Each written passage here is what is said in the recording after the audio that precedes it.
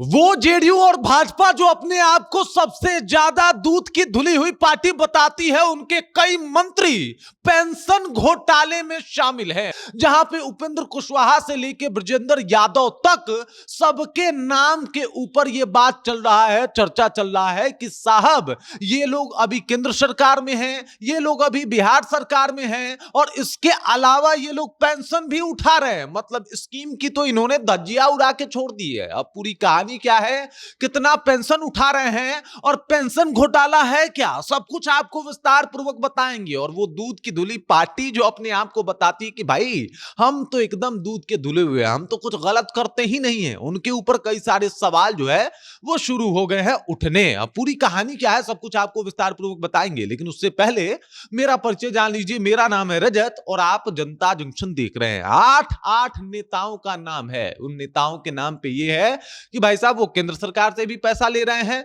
वो राज्य सरकार से भी पैसा ले रहे हैं और ये सब कुछ पेंशन के नाम पे हो रहा है। मतलब एक बार जनाब विधायक बने, विधायक बनने के बाद चुनाव हारे तो पेंशन शुरू हो गया और फिर विधायक बन गए जीत के तो उनको सैलरी भी मिलनी शुरू हो गई। जबकि नियम ये है कि अगर आपको पेंशन मिल रहा है तो सैलरी की कोई जरूरत नहीं है, फिर आपको सैलरी नहीं मिलेगी। और अगर आप सैलरी उठा रहे हैं, दोबारा चुनाव जीत के सैलरी ले रहे हैं, तो फिर आपको पेंशन नहीं लेना होता है। लेकिन ये लोग तो भाई साहब पेंशन भी ले रहे हैं, सैलरी भी ले रहे हैं। अब इनमें नाम किन किन का है तो आपको बता देता हूं। सतीश चंद्र दुबे हैं जो कि 59,000 रुपए पेंशन का उठा रहे हैं 2019 से ही। उसके बाद अगर विजेंद्र प्रसाद यादव की बात की जाए तो 10,000 रुपया ये भी जो है वो पेंशन उठा रहे हैं। इसके अलावा वो मंत्री हैं, अभी भी वित्त मंत्री हैं बिहार सरकार में, नीतीश कुमार के खासम खास माने जा रहे हैं और ये भी खूब पैसा उठा रहे हैं। इसमें एक नाम उपेंद्र कुशवाहा का है जो 47,000 रुपया जो है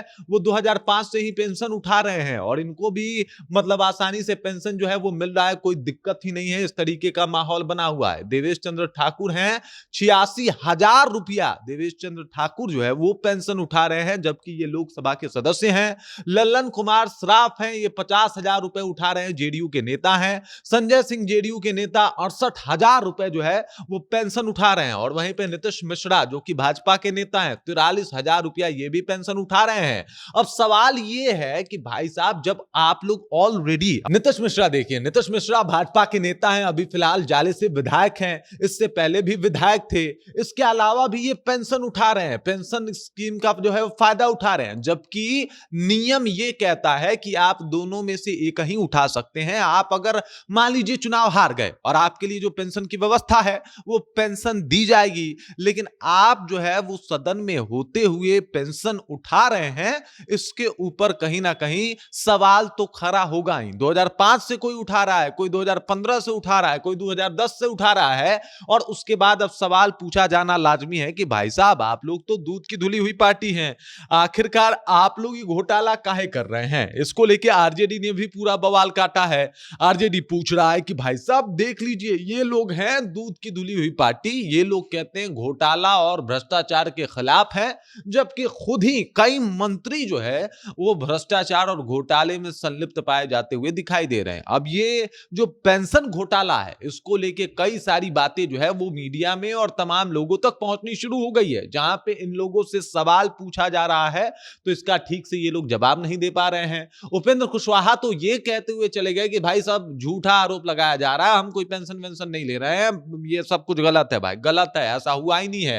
हालांकि मीडिया में ज्यादा टाइम नहीं दिए, लेकिन ये कह दिया उन्होंने कि ये सब झूठा आरोप है, हम ऐसा कुछ नहीं कर रहे हैं, हम कोई पेंशन नहीं ले रहे हैं। लेकिन अगर पेंशन ले रहे हैं और अगर ये सवाल सामने आया है तो हो गया ना पेंशन घोटाला, हो गया ना। आप मुफ्त में जो है वो 50,000 उठा रहा है, कोई 68,000 उठा रहा है, कोई 70,000 उठा रहा है, कोई 10,000 उठा रहा है, कोई दिक्कत ही नहीं है इन लोगों को। तो भाई साहब मतलब एक बार विधायक बन जाएं, उसका पेंशन उठाएं और उसके बाद अगर विधायकी हार जाएं तो पहले सैलरी उठाएं विधायक बन के, फिर उसका पेंशन उठाएं और फिर विधायकी जीत जाएं तो उसका भी सैलरी उठाएं।